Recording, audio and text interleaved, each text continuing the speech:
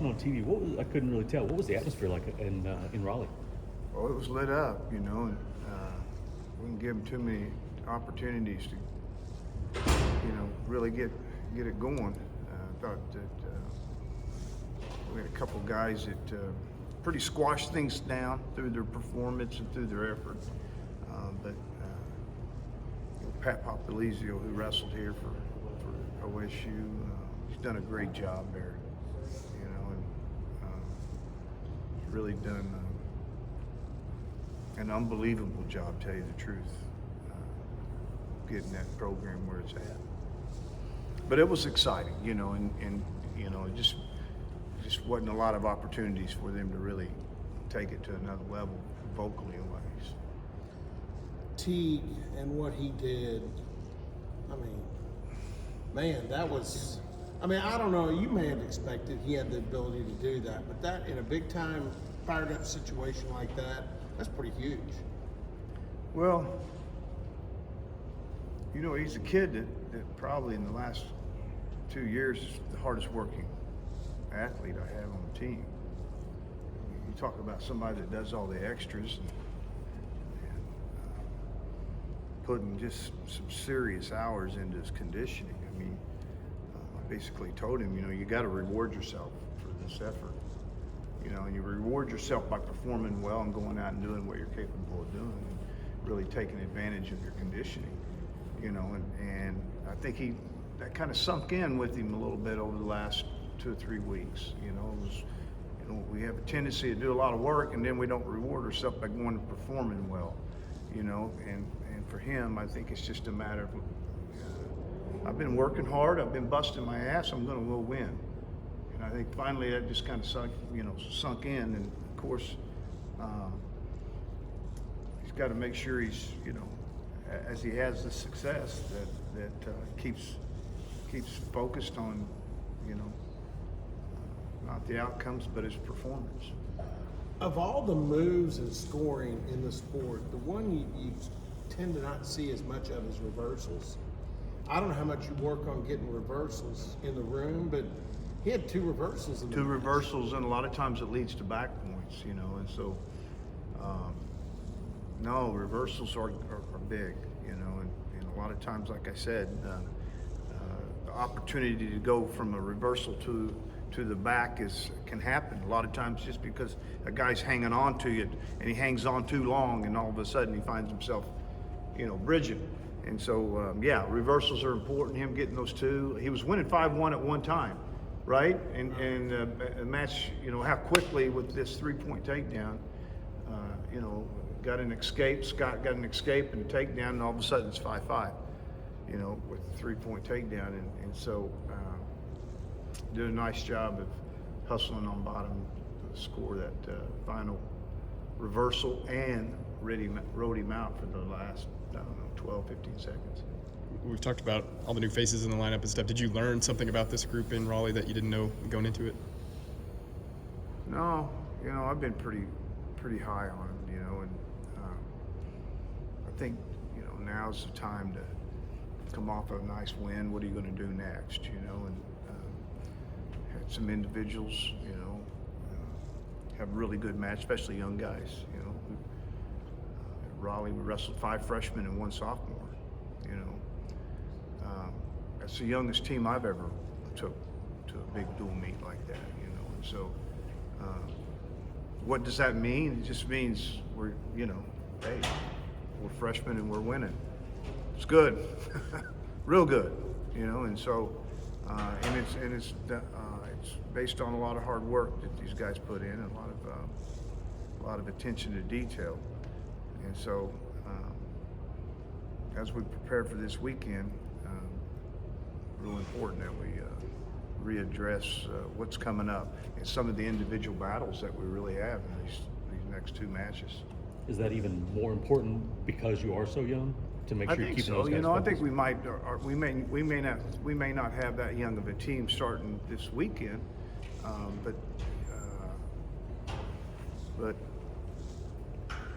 yeah, you gotta bounce off. You gotta have great performances and come back, and that's what you do at the tournaments that you want to have a lot of success at, the Big 12, the NCAA championships, you know, learn to win big matches back to back over multiple days. That's how you have a lot of success, you know.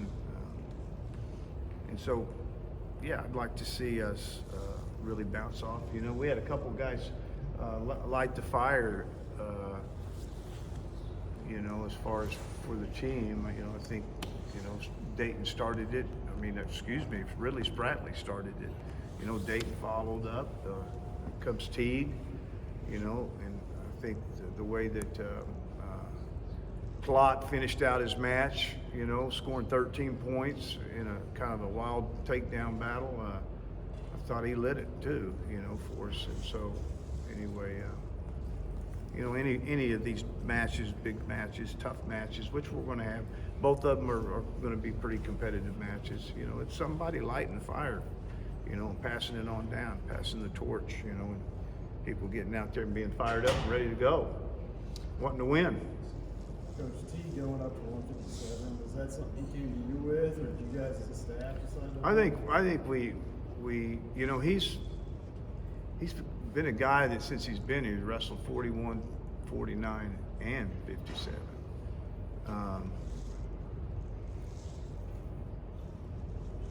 Yeah, I think, you know, just being careful and respecting his teammates that are at the weight class. I think Harper got injured, still injured.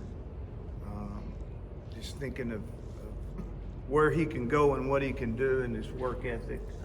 Come on, give us something. Just give us something to grab a hold of.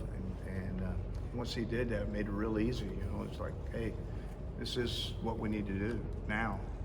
You know, and so thought about pulling him down to 49 to just give us some more depth and possibly.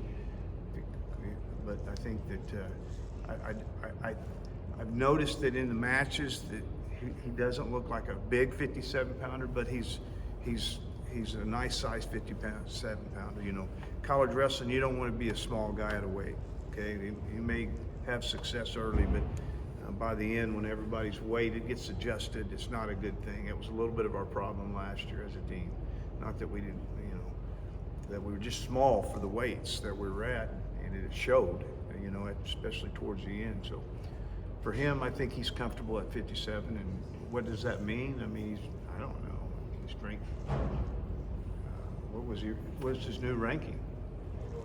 Yeah, I mean, I think he was 25. You know, I mean, that 25 is you go 0-2. You know, we got to be higher than that. You know, somewhere around 16 gives you get a one match win. You know, so. I don't even know why they rank that high. It's just like. But anyway. Dayton's situation was kind of unique. I mean, I guess injury mixed with some illness, and to get his way back. How patient is he in situations like that, or is he? Well, he had a tough time. He struggled a little bit, you know, just trying to figure everything out, and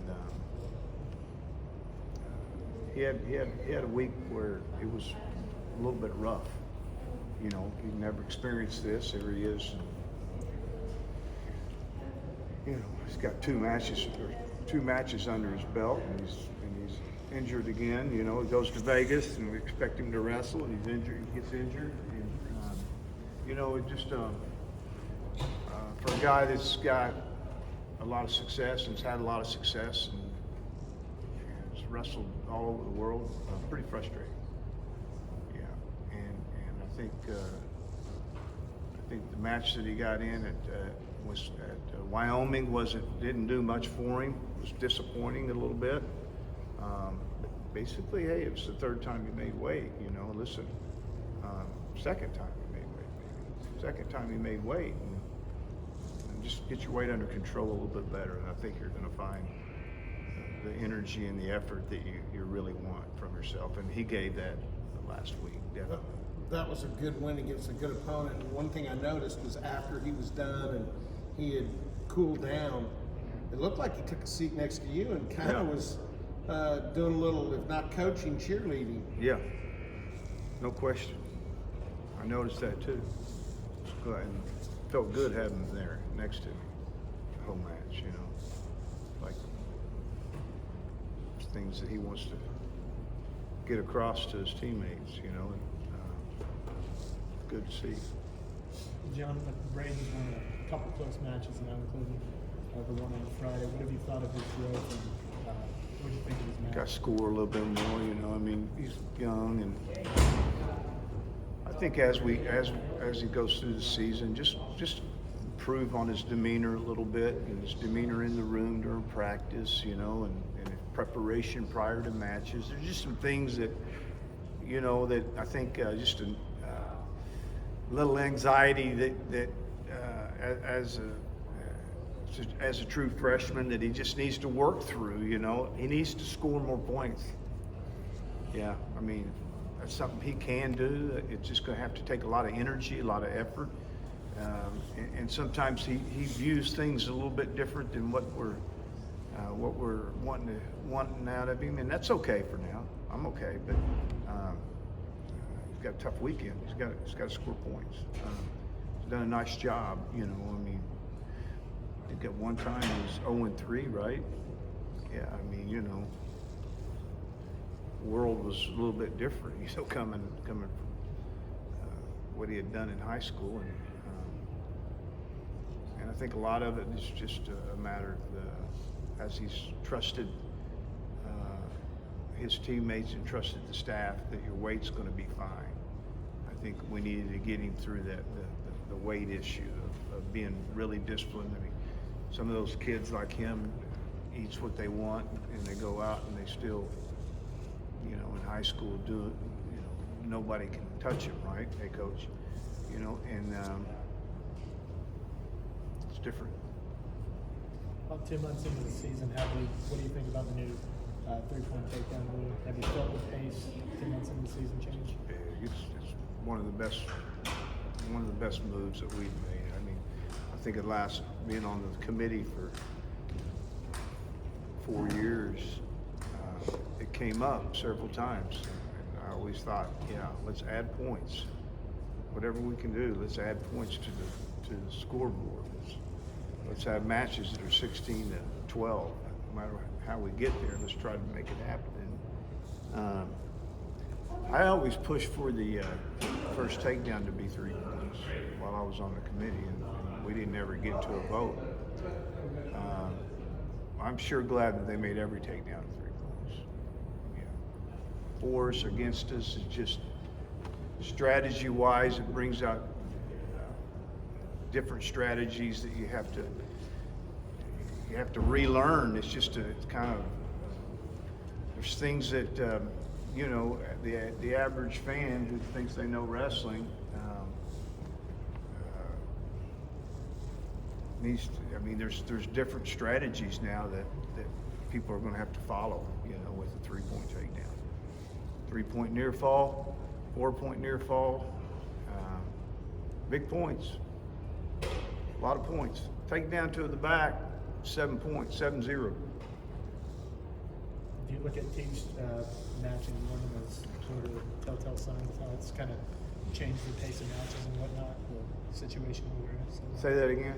Do you look at Teague's matching Norman when he got a major decision last second? It was really neck and neck the whole match.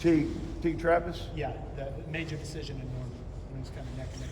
Do you kind of use that as a perfect example of how it's changed? Yeah. Yeah. Coach, any updates on Luke Serber's health? Serber will be with us the whole trip, you know. I think he's fine to wrestle, ready to go. You know, watch over the next couple of days. He worked out hard this week. He went live this week, you know. So a lot of things that you have to test before you go, and the test he passed, you know, pretty good. So I think in anything like that, maybe it's still a little bit weak, but I'm not too worried about him. Going back to the scoring, in previous years when you kind of talked about it, you seemed like you were maybe more in favor of refs being able to award points more quickly. But do you feel like this kind of? No, they're slow. It's like the biggest thing that they need to get changed, because it's frustrating. You get really angry at it. You know, I mean, they're holding their calls, and you get frustrated as a coach. You know, because damn, if the guy slips out of something, if you're giving him a second or 2 seconds to wait and hold your call, he might slip out of it. You know, it's like 3. You know, make the call, win the point. You know. And we had that a little bit. I mean, North Carolina State was frustrating, you know, and I think the official's good, but for goodness sakes, man, when a guy gets the takedown and he scores the 3 points, give the 3. We want points on the board. That's why we moved the takedown to 3. That's why we are calling quicker stalling on top when you're not turning, because there's no scoring. People riding, you know. And so, what are you doing? We're trying to get points on the board. You're holding them back. When the guy scores, he scores, right? I mean, I touch that far ankle and I scoop it in, 3, call it. But man, they're holding it. Wow, they hold it so long against overtime with Braden. You know, I mean, what part of this, when you lock your hands on a cradle and a guy's on his hip, what part of that is not 3? You held it long enough that you know, it became, I don't know if he'd had it or not. I don't know. Anyway. On the positive on that, I think it was a great test for your get back coach. Uh-huh. And Tyler Caldwell proved he could hold you back. Ah, It took yeah. both hands and all your belt loops, but Yeah. I didn't know what he was doing. It kind of scared me. I thought I was getting old or something and starting to fall over. I think he wasn't ready for somebody to have to fill in. He thought that might happen if you got over the official. Well, that was wow. You were hot. Oh yeah. Well, it was frustrating, and the frustration, it goes back to holding calls. You know, I don't think he made necessarily poor calls. The calls that he held, 3/4 of them, or no, probably 90% of them, he ended up giving the 3. You know, but in a couple situations, you know, I thought in Dayton's first takedown, what part is that? The guy's hands are on the mat, and he's got his ankles down. He's down there on his ankles. Your hand on the mat is his points. I mean, it's obvious, you know. Held the call and didn't get the call, and Braden's held the call, didn't get it, and so you don't have to hold the call. I mean, make the call. Makes it a lot easier on all of us, you know, especially in tight matches.